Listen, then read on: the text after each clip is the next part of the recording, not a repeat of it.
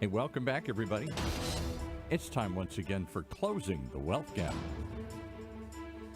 The one show, maybe the only show that shows you how to close the wealth gap in your own life with the man who's done it for many,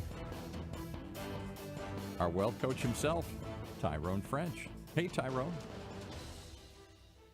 Hey, welcome everybody to another episode of Closing the Wealth Gap.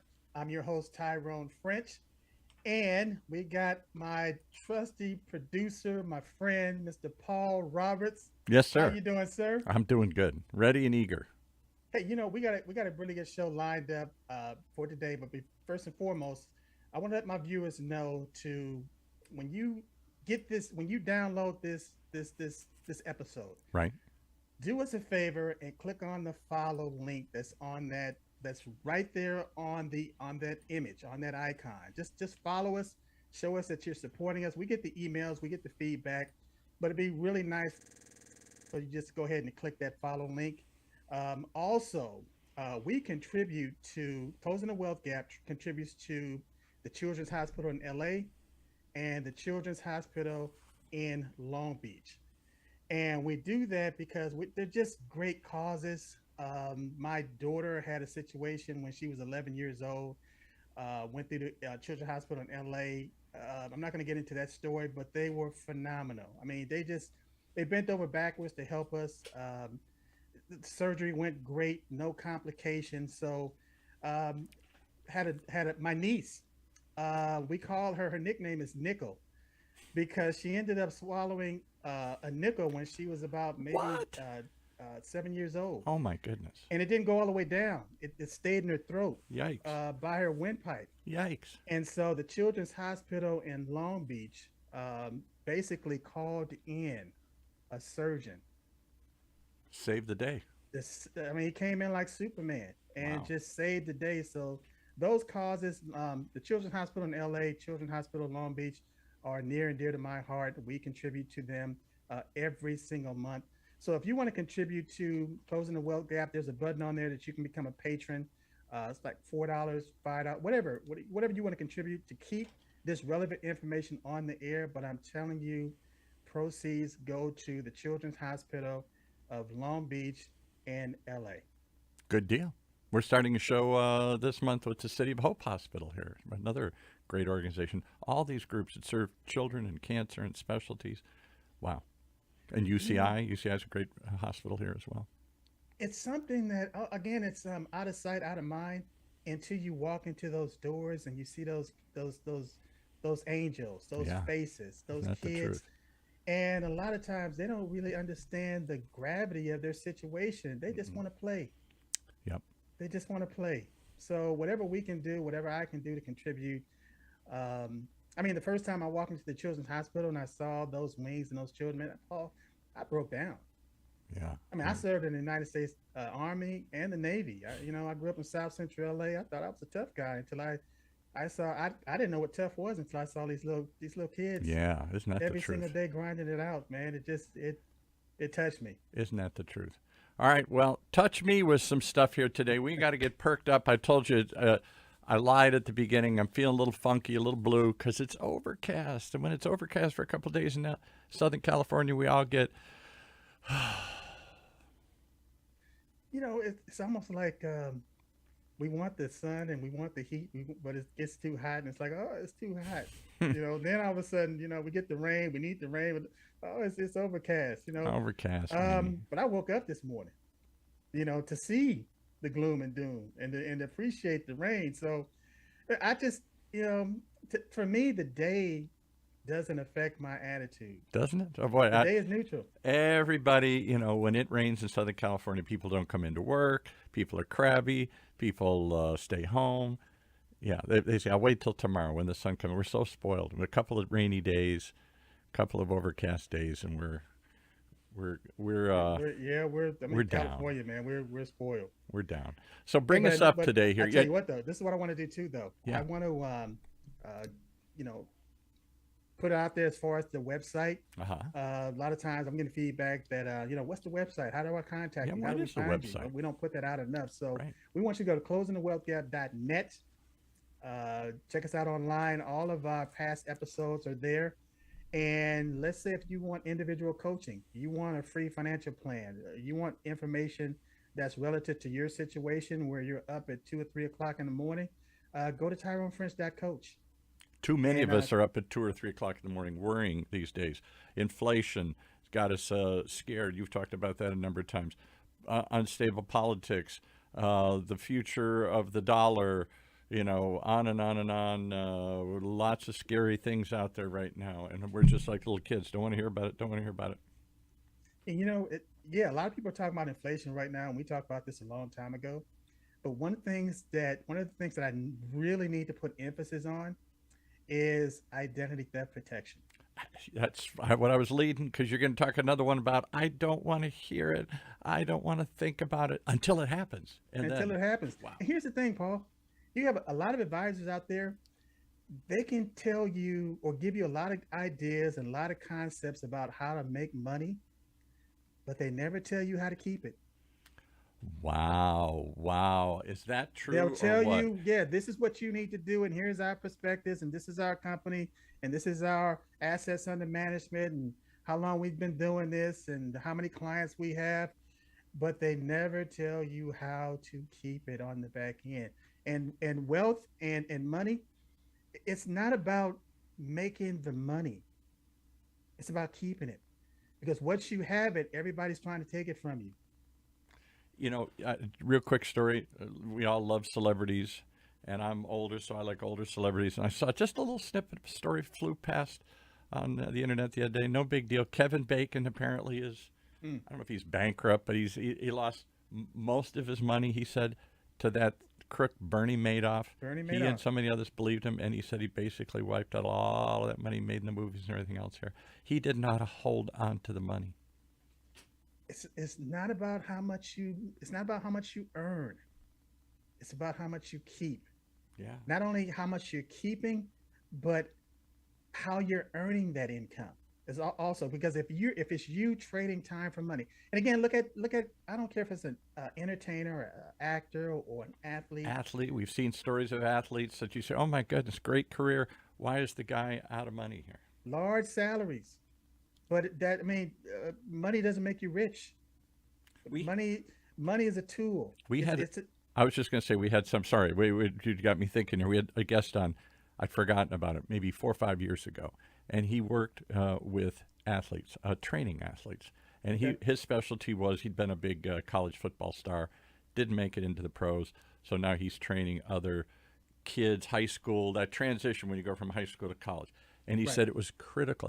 He told me some startling statistic. I wish I could remember it. How many NFL players go bankrupt after a couple of years? They didn't have the money. They lived in small town, rural area, in a city, wherever it was they came from, had no money, just loved playing football, loved playing baseball, whatever. Got there. The party's on all the time. Everybody's Right. got their hand out. Everybody wants a piece of the action. They're Right. investing foolishly. They're not investing at all. And suddenly the career comes to an end, and they got nothing. And that's why on this show, we a lot of times we're not really talking about products and services. No, What we're talking that's about is true. mindset. Yeah. Because you can have a poverty mentality and not know it. It's natural to you. It's natural because money is going to be money flows just like blood in your body. It circulates through your Yeah. body through your organs. Right. And if it wasn't doing that, you would know it. Yeah, you would know You it. would know it. Well, you've talked numerous times. You've had numerous guests on through the years because of your background in the military. First of all, you were in the Army and the Navy. Someday you got to explain to me why you did both. Most people do one. You did both, but that's crazy. But anyway, so you really gave. Thank you for your double service here. Appreciate it. But having said that, you shocked me how many service people should come out of the service flush with cash. They didn't have to pay for housing. They didn't have to pay for meals or health care, all the other things that drains our income. They've got all that supplied to them here. They get sign-up bonuses. They get other sorts of things. They should be coming out flush with cash. And in fact, you tell me a large percentage should come out broke. Because it's not a priority. Right. It's not a priority, and it's not something that's taught. And again, it's the same thing. I don't care what level you are. I don't care if you're an executive. I don't Yeah. care if you're an athlete. I don't care if you're an entertainer. If you don't have that mentality, meaning that if you don't have, you're not transmitting and receiving on that frequency, Yes, right. You're not dialed in, right? you're not dialed in, and it's not a priority. And a lot of people have programmed themselves to think that things are not going to change. It's good, and it's going to stay this way. And reality sets in and says, "Oh, no, no, no! You lost this income stream. You can lose your income overnight, but your expenses will just keep on going. Yes. They'll just keep on I think going." of my late father and his generation, the World War II generation, the so-called greatest generation. One thing they were great at was saving money and thinking ahead. Too much so sometimes. They would scrimp and save when they didn't have to. They would always Right. put off things until tomorrow. He would pay off every credit card as soon as it came in. Many of the things are plausible. And it all became of that frightening experience they went through called the Great Depression, when Exactly. when there's no food, there's no heat, there's no nothing, there's no jobs, and that Exactly. forever scarred them. And so they were always living for the future, always thinking of legacy, always thinking of what's going to happen tomorrow. Along comes my generation, the baby boomers. It's live for today, baby. If it feels good, do it. Tomorrow will take care of itself. And then you have to tomorrow. You got to pay the piper. Yeah, and the You got Pipers, to pay the piper. And here's the thing: when you're Pipers been young knocking at the and you door. have Yeah, the energy, yeah, you're young, you have the energy, and you can make these mistakes, and you can probably possibly recover. As you get older, just like with your body, and just like with athletes, yes, your recovery time takes longer. that's a good analogy. It takes longer. So with your finances, again, you can probably make some mistakes in your 20s and 30s and possibly your 40s. But when you start talking about your 50s and 60s and definitely your 70s, it takes a long time to recover. And I'll give you a quick example, and then we're Right. going to get into our topic as far as Okay. identity theft, because we don't have a whole lot of time today, Paul. Right. But imagine you start out an investment with $500. Okay. I'm just throwing a number out there, and all of a sudden you lose 50% of your value. And after a year, you've been doing this for 12 months, you lose 50% of your value. Starting the next year, you have $250. Right. Now imagine that the economy adjusted itself, and all of a sudden you got a 50% gain Mm. on your investments. Okay. Now, I'll tell you what, let's to make it even simple, let's say 1,000. Yeah, You we'll do. saved, you Okay. saved, you got to put $1,000 away. Right. You lost half of your investment. Now you got $500. Now that's typical. You got $500. Right. The next year it goes up by 50%. Because you're lucky. Something happens. Right. Yeah, everything lined up and it went up another 50. So one year you lost 50%. The next year you gained 50%. So at the end of that next year, how much you think is in your account? The first answer is you think I lost 50%, I gained 50%. I should be back to zero. But No, but no, you gained no. 50% on a lower amount You of money. gain 50% on a lower value, on a lower volume, which is only 750. So again, it will take time. And uh, again, you can lose it overnight, but it will take time to regain it. So And how, that's the illusion, that, or not even illusion, but delusion delusion. Yeah. that a lot of people have, thinking that yeah, it was down, but now it's going to come back up. But your expenses continue. I like what Robert Kiyosaki says, how that you can determine an asset and liability. Mhm. And an asset will put money in your pocket during good times and bad times, but a liability will take money out of your pocket during good times and bad times. So when you experience that bad time, the asset is still putting money in your pocket. When you experience that bad time, that liability is eating you. It's eating your resources. And just because you lost some value in your house, lost your job, lost your savings in the stock market, lost, you can't go to the landlord, you can't go to the grocery store and say, hey, I lost. And they go, no problem, I got this. How much you lose? 50%? Let's cut your expenses by 50%. Let's cut your gas bill by 50%. Yeah, that's what that's like what Walt Disney World. What is that? Yeah, Disneyland or something like Fantasyland. that. Yeah. That's why the homeless problem is so bad right now. Yeah, You know, really and is. again, we were talking about this months ago when we didn't know. We knew they were going to call it something, but we didn't know the name that they were going to, the term that they were going to use. But you have these homeless encampments now, Yeah, and pretty soon, they're going to. I mean, they're already looking at the locations as far as putting these you homeless scare people me in all the the desert. time. You're the only ones ever talking about this, where because we're all talking about where do we put the homeless, and we're going to help the homeless, and you're saying, yeah, we're going to help ourselves to some free labor and some other things here. We're gonna turn these into labor camps. That's your That fear. and here's the thing: the dominant society. If you think about people that uh, they have a certain amount of means, and they like the status quo. They like their property values rising. They'll brag about the property taxes that they pay based on because they know that they're funding their schools, Right. the utilities, keep the lights on, street lights, the parks, the whole 9 yards. The idea of taking a lot of homeless people and getting them off of the street, putting them in a place where you can't see them, Hmm. and then making them earn their keep, meaning that now they're in this location. You have these buses where they get on the bus and they go out to these cities or these municipalities, and they begin to work because they'll be on a credit system. They don't, or a digital system, meaning that they don't have income, but they're racking up all these expenses. And a lot of people, again, they're not going to want the state to cover these expenses. So you don't have the money. So guess what? Now you're going to have these debits. Okay, you're going to have a debit balance. And in order to get out of that encampment, in order to get into housing, in order to get into a better situation, your debits are going to have to be cleared Yeah. to get out of that system. Debtor's prison. Go back to the 1800s, 1700s, 1500s. It was easy. We'll give you a little more. We'll give you a little more, and pretty soon I can't ever pay it back. Great. Then we're going to throw you in jail, or we're going to put you in basically I forget what A they lot of call it, corporations used to, slavery. They yeah, they corporations used to function like that as well. form of You had the slavery. Yeah. company store, Company you store. Oh, know, my soul yeah, to the company store. you had Yeah. the company dispensary where you went. Yeah. And again, when you got your paycheck, you owed the company X amount of dollars. So your paycheck went to pay off your debit balance.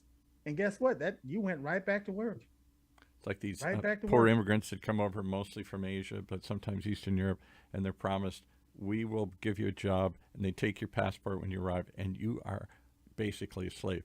You don't speak the language, you don't understand the system, you don't have a passport to leave, and you're told that it was very expensive to bring you over and to house you and feed you. So when you pay that back, we'll let you go. But until then, we own you. You're going to work 12 hours a day, 7 days a week, 20 hours a day, doing whatever we want you to do. They're already doing it in the prisons, especially here in California, uh, especially during the fire season. Yeah, right. They're short on manpower. So guess where they make up that shortage? And Prisoners. and on one level, I say that's good. I mean, they're contributing something back. I understand the feel for that. But if that's all we're doing is imprisoning people for free labor, if that's all we are is putting people on welfare for free labor, if we are running up debts and throwing people in jail or saying, here's how you can work off your debt, we are turning the nation into I hate to say it, maybe it's not formal slavery, but it's certainly a form of enslavement. You have no choice the rest of your life. And that debt seems to always mount and get bigger and bigger and bigger. You can never seem to The wipe United the States slate has clean. the largest prison We do. population in the Shocking. world. In the world, yeah. And you In the wouldn't think world. so because, there's other countries that lock you up for saying the wrong thing, political prisoners. But here, yeah, we just seem to have and there's an industry that thrives off of it, makes money off of it here. There's, I don't know. I don't So understand all this stuff. the incentive for the system to be corrupt is baked into the system. Yeah. And then it goes back to, I mean, why did we even fight a civil war? A lot of people say it was over states' rights, but it was states' rights to do what? To maintain their slaves. Yeah, to enslave people. And wow, I don't understand what's going on. So we ate a bunch of your time here. Do you want to talk about identity threat? You got another one. Because you know what I'm doing? I'm trying to delay the subject because I don't want to hear about it. I don't want to hear that how susceptible I am to have an identity theft and all they're going to go into my bank account and they're going to do bad things. And I just assume it's never going to happen to me. I have the minnow mentality. I'm just one little minnow swimming in a big sea. They're never going to catch me. I Well, know. Paul, I like the way you contribute to the show because you're like that the everyday guy I am. I that's hate to say. asking the questions. And again, I may have a topic that I want to talk about, and we come in and we're going through our dialogue and stuff, and you come up with these great points. And it's almost like we're conversational because sometimes people think that we have a script, Oh no. that this show is scripted. No, And, no, I got to tell them, no, it's not. no. It's just two guys having a conversation that's almost like providing a public service that's answering questions that a lot of people have on their mind, but they're not tapped into the network or resource to get this information. Because who do you have to talk about this with? Am I could talk about it with my wife? She doesn't want to hear it. Am I could talk about my kids? They sure don't want to hear it. Am I could talk about my friends? They talk about how good things are. They don't want to hear how bad things are. Once in a Yeah, while, your counselor, your analyst, even your pastor, you're not going to have these conversations. no, So again, there's no dialogue, right? and now you're not thinking about this stuff. So the reason I want to bring up identity theft and your privacy is your business today. In the environment that we live in, this digital age, now identity thieves can use AI and robots to 24/7. steal your identity. And if you think about it, your phone, your computer, your notebook computer, your iPad, your lap, all of these things, all of these devices, you have your identity on, you have your information on. And case in point, let's say somebody decides to take out a life insurance policy, a large life insurance policy. They want to cover their estate. Right. Then we're talking about a multi-million-dollar policy. Well, the insurance company is going to do there's various checks that they're going to make. Department of Motor Vehicles, your DMV Right. background check. They want to check your driver's record. But another thing that they check is called your MIB, Medical Information Bureau. Didn't know They're that. going to check your medical status. They want to know, have you been hospitalized? If you're being treated, what are you being treated for? What type of medication are you taking? But I thought that was all private stuff now under the HIPAA, Health Information Protection Act, and all When this you stuff. sign your application, that what you're doing is you're authorizing the insurance company to get this information. You're authorizing the insurance company to access this information. I'll give you another interesting one. But no, let me finish this though, Paul. All right. Because let's say you decide to go in and like I said, you're getting this, you're just getting this insurance and you're going through these different agencies and it comes back and your application is rejected, denied. They're going to give you a reason as to why it was denied. Even your credit report, they're going to pull your credit report, Sure. your credit history. And a lot of times, again, they don't know why it was denied. And so if they say, well, says here that you have HIV. And it's like, well, no, I don't have HIV. Well, but that's what's in your system. That's what's in your report. Right. And the issue is, well, how did that get there? And how do I clean it up? Who can answer that question? Because the insurance company's not going to do it. They're just going to tell you this is what's being reported. And now it's like you don't have the insurance. And they'll say, well, when you clean this up, you come back and you talk to us. What is your first step to cleaning up your medical records? The average consumer doesn't know. I don't know. Even let's say somebody gets arrested and they use your information and they were supposed to show up to court and they never showed up. And now all of a sudden they use your name, your information, you get pulled over for a minor traffic stop and you end up going to jail because there's a warrant out for your arrest. And you say, that's not me. And you're trying to litigate it on the side of the road while you're in handcuffs. Right. And so now you're locked up. You get to make a phone call, but who are you going to call? You're not going to call your attorney because you probably don't have one. So who are you going to call? A relative to come and try to bail you out? I'm calling my coach. I'm calling Tyrone French. but but again, No, Paul, I'm laughing, people, but no, there's no place to go. yeah, And there's no place to go. So the wrong time to try to solve this problem is when you're in it. yeah, You should have had these bases covered before you found yourself in that situation. And that's how people are finding themselves today with identity theft. I'll tell Because you one that people think identity theft, Paul, is just about their banking information. right. That's But right. no, you imagine now you're trying to rent an apartment. Okay, you let's say, because a lot of people are moving around the country now, and you're in California, and let's say you want to move to Texas, and now you want to rent this apartment, but they won't rent it to you because on your application they did a check, and you were evicted a couple of times, Yeah, but you weren't evicted. right. It's just somebody used your information. They rented an apartment and they didn't pay the rent, and now you have this eviction on your report. And the credit card companies have gotten better at it, pretty good at it, I think, because they get hit so often. And I have had, and I know others have had, a text, a phone call from my credit card company saying, an email, is this you? Are you in Texas right now buying this stuff here? Because this looks suspicious. We didn't see you buy any tickets. We didn't see you rent a car or anything here. All of a sudden, somebody's using your name, your credit card in Brazil or Right. in Michigan. Exactly. And you go, no, that's not me. Thank you for catching that. So they have these little red flags. But you don't have anything that catches you for all that other stuff you're talking about. Somebody's using my credit. How would I even know? How would I know that somebody rented a house in my name or took out a loan in my name or was convicted in my name? I wouldn't know until I got hit with this. I don't think. I don't know how you protect Exactly. yourself. And also think about the time Oh, and the resources that it takes to clean this stuff up. First of all, you don't know what to do. Now you're going through the process and you're making mistakes while you're going through this process. You're probably putting out even more information that you shouldn't be yeah, putting right. out, to the wrong agencies. I mean, how many times have you called to get a problem solved and you were talking to the wrong person and you were giving Oh, them all this information, say, oh no, I'm not the person to talk to. You need to talk to this person. Let me put you on hold. Then all of a sudden you get disconnected. hours go round and round and It's a round and look. round. So again, you're taking off time from work. It's hurting productivity. It's based on your employer. You're losing wages. And guess what, Paul?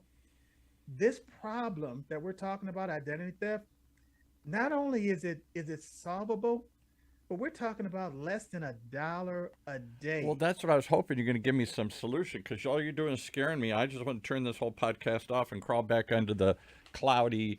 It's a cloudy day and you're making it even cloudier here. So I hope you're going to give me some hope, some ray of sunshine. There are various identity theft programs out there. I'm not going to mention any names, but there's some popular. They run their television commercials, Yeah. and they'll say what they're going to do, and they'll put a price out there. But again, what you're talking about is anywhere between 15 and $20 a month to make sure that if your identity is compromised, that you have an entity that you can go to, that you can call and say, hey, look, my identity has been stolen. Um, but I tell you what, full disclosure, there's a company that I use. It's called ID Shield. Yeah, I've heard of that one. I've heard of I've that been one. with this company for 14 years. Um, I don't have any issues because they're constantly monitoring. Just like me, I'll monitor my accounts. If something pop up, I'm Johnny on the spot to take care of it. It's the same thing with the company that I use as far as monitoring activity on my complete identity, and so I don't have any issues. The other one And I hear for about is around LifeLock. I right, hear and LifeLock's another one. whatever, but I use a company called ID Shield. And again, I've been with them over 15 years. So I don't have these issues. And when I'm trying to explain to people, explain to our audience, and and people that really interested in making sure, because we call it risk management, just making sure that all of their I's are dotted and their T's are crossed. Start taking a look at some of the things that you can do just based on the information that we're putting out, so that you can say, hey, you know what, maybe I need help in this area. Maybe I need to take a look at this because this is something that I've been neglecting. And yes, I can spend decades getting myself together financially. And all that hard work can be thrown out of the window Blink of an eye. in a blink of an eye. I use a very lesser known, very cheap organization called Duck and Cover. I just duck and cover. That's what I do. That's my whole thing. And it doesn't cost me a nickel. So it's very cheap. And as long as I stay out of the way and nobody comes after me, I'm good. But you But what really, there's truth in everything you're saying. Too many of these things we think we can do without until we need them. Like any kinds of insurance. I don't want to have car insurance even, but by God, am I glad I have it when somebody hits me or I hit but it goes somebody. back to economics and inflation. See, because of inflation, like here's the thing. Um, I love inflation. Ah, what? No. Who I loves want you to think inflation? about something. We only got a few more minutes, but I Yeah. want my audience to think about this, and not just me, because it's baked into the system. Inflation causes prices to rise, Yeah. causes prices to soar. When we talk about hyperinflation, the money is being devalued. So you need more dollars in order to buy the same thing. So it makes the prices go up. What your last guest was talking about with the guy, So the what is silver that guy, doing to the housing market? The going up, prices of homes going up. drives them up. So what is it doing to your assets that's in your portfolio? It's driving them up. Hmm. It's making them more valuable. So when you go to sell those assets now, you're going to get more money for them. And so the inflation rate, people thought that it will every 10 years I have to really focus on and consider inflation. But now what the numbers are telling us is that no, you have to make sure that your income is increasing by 50% every 5 years What? Oh man, most just of to us keep haven't pace seen with it in 50 years. Our just to income go keep up. pace with inflation. And so now again, the feds, they keep on trying to raise the interest rates just to combat spending, to bring the spending down so that the prices can start coming down. And then once that happens, once those prices start coming down, but the interest rate is so high that the average person is not going to borrow, but the prices are coming down. So who does that make an opportunity for? The wealthy, the rich and the wealthy that have the resources to capitalize it. So what I'm telling you, it's a cycle, Paul. It's a cycle. But Rich when people your wait for things to assets, go down so they can scoop in and scoop them up. well, it's just like buying a bargain basement sale. Yeah, Everything is on clearance. right. But again, what it does when your assets begins to rise, you have this appearance or this illusion of wealth on your balance sheet, but it also makes you more attractive to identity thieves. Because a Back to lot of that. times, again, people want to brag. They want to brag about what they have and what they got and how much they have and all this other stuff. And that's another reason why home invasion robberies on the rise right now. That's true too. Well, I got to stop bragging. I know that I know the coach. I know Tyrone French. I'm telling everybody, I know the coach. I got a financial coach. I got a wealth coach here. And we're here to help. So what I want my audience to do, and Paul, same thing with you, buddy. Um, Go to my website. Go to TyroneFrench.coach. Get this information. Start pulling it out. Because again, even with this, when we first started, um, from then and now, the conversation and the dialogue is a little bit more intense because you've been doing your homework. Yeah. You've Oh, been yeah. doing your research. Amen. You got me thinking. I when I show's over, I go back and now it's funny, I say to my friends sometimes or my neighbors something, just something like, "What do you got you got any life insurance? You got any sort of identity theft protection?" We're starting a conversation where I find myself bringing up topics I would have never talked about, and then most of the time people are kind of interested, more interested than I thought they'd be. Yes. No, tell me about that. I don't. I've thought about that. Do you know anybody about that? We're And talking if about they issues that we and if they didn't don't know where to go, send them to TyroneFrench.coach. always do. And again, just like a movie, you go to a movie and you like that movie and you go back and you tell your friends and family and relatives and people within your network, hey, go check out that movie. Well, you're a part of our network now. So send people to closingthewealth.net. Send them to TyroneFrench.coach so they can get the same information and get the same value that you're getting. Because again, it's really not about us, Paul. we're passing. We're the We're messengers. observers that are passing Yeah, through. right. We're It's the about our messengers. generation. It's about our kids and our grandkids. Yeah. So whatever we can secure for them in our generation, in our lifetime, it's going to compound over a period of time where it's going to be more valuable. And our community, because if our communities fall apart, I asked this. We have number at UCI. We have a number of wealthy show hosts and wealthy guests that come in. Very powerful people. And I sometimes think they have the perception, I don't care what happens to the rest of the world. I got mine.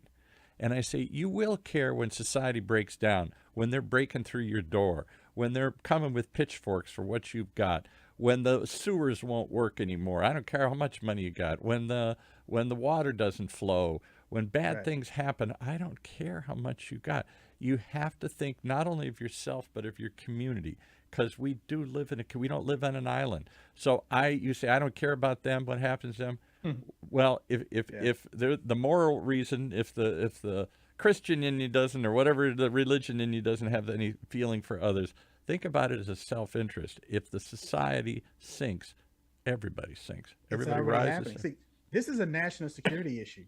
That's what you say all the time, and I think Yes, and it's already happening. You can turn on, I mean, a lot. And again, people are, the dominant society are really upset when they see these episodes where people are going into CVS or these drugstores, these grocery stores, and they're just piling this stuff in the carts and back, and they're just walking out of the store, and it's like, well, wow, you didn't pay for that. You're stealing. Well, guess what? They even had to change the laws to whereas, well, if it's under $1,000, it's a misdemeanor. yeah, no, Why? Because they don't want all these people in jail right now. no, it's scary. If society, we think, well, that's a long way off, but I've seen already things that in the last few years in politics. I won't go into them, but in politics, in economics, in the way we look at each other, the whole COVID thing, and Right. and whether we believe stuff or don't believe stuff, whether we care about whether helping other people or not. All of these keep exposing the fact that there's more and more people saying I'm just in it for me. And if everybody takes that mentality, we're going to be in trouble. We're not going to invest in infrastructure. We're not going to fix the problems in the system. Sooner or later, all these things are going to come back to roost for all. We might Well, I get tell you it what, later. I'm gonna say this, and then we're gonna wind down the Yes. show. Um, there's a lot of billionaires and a lot of multimillionaires that are really starting to get it, and they're not leaving the money to their kids. Hmm. They're gonna leave enough of for them to be well off, but they're leaving that money back to society now. Exactly. They're Reinvest it. giving it back, and so this time that we're going through right now is one of the largest transfers of wealth in the history of this nation. That's true. You see Bill Gates and Warren Buffett and these guys, or whatever they call that, the Give Back Pledge. Jobs' wife, who after the divorce got, I don't know, I'm going to build 50 billion, 20 billion, 30 billion or something, and she's determined she's going to give like 80% of it away in her lifetime here. That's a lot of Because money. you get to a certain point where it's it's just money. People realize it's just a tool. Yeah, It's just it's you hear a lot of people say that, well, money is not everything, and money can't buy buying and happiness, love, but right? it's the people that have it Yeah, right. that'll say those things, They've because come they back, get to the right. point where they realize it's fulfillment comes from within. Right, It doesn't come from without. right. So if you can literally take your resources and help somebody provide a service, that's where your fulfillment comes from. That's where your happiness comes from. And that's what a lot of billionaires and billionaires are really starting to understand, that, because greed kills. Greed is not good. I see it in people like you, and my hat's off to you here, because you don't have to do this show. It's a lot of time, effort, expense to do all these things and produce it. There's a team behind you that pushes the stuff out and edits it and everything. There's an effort that goes. You don't just show up to do this. Right. You don't have to do this. And maybe I'm sure there's some side benefit. People know you, and maybe you sell more stuff. But I don't get that that's your main motivation for doing this. It's Let me- really a let me kind give of you a give back program. I'll give you a secret to the inside track of Tyrone French. Okay. I love what I do, and I do what I love. Mm. I Says it repeat all. that to myself over and over and over again. And if I love what I do and I do what I love, and so I find myself doing what I love and loving what I do because I'm focused on that. Yeah. Well, you set a good example and you give us good information. And damn it, you get me thinking. And I don't want to think. I want to just live in the ignorance is bliss. I don't want to think about these things. I got too many other scary things. I just want, we're all like little kids or ostriches. We want to stick our head in the sand. It's not going to happen to me. I don't have to, or I can't do that. Why am I even trying? All this negativity. You're always saying, just tune into a different frequency. Tune into a different frequency. Keep coming back to Closing the Wealth Gap. Tune in to closingthewealthgap.net. Check out TyroneFrench.coach. You can email me at Tyrone at TyroneFrench.com. It's Tyrone French. Tyrone at TyroneFrench.com. And you will tap into this resource. Yeah. Keep coming back. A network. All right. Thank you for networking with us here today. All right. That's going to wrap it up for today, right here on the Wealth Gap. That's our show for this week. Closing the Wealth Gap. The one show, the only show that shows you how to take control of your financial future. Right here in Orange County's only community radio station, OCTalkRadio.net.